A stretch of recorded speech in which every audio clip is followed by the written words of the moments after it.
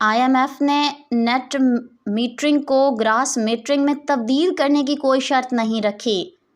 وزیر توانائی جویا news plus registered کو حاصل ہونے والی تفصیلات کے مطابق وفاقی وزیر توانائی اویس لغاری کا کہنا ہے کہ IMF کی طرف سے نیٹ میٹرنگ کو گراس میٹرنگ میں تبدیل کرنے کی کوئی شرط نہیں رکھی گئی۔ ان خیالات کا اظہار نجی ٹی وی کے پروگرام میں گفتگو کرتے ہوئے کیا۔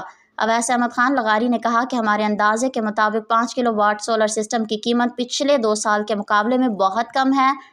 موجودہ صورتحال میں سولر سسٹم پر لگائی گئی قیمت کی ریکوری بہت کم مدت میں ہو رہی ہے۔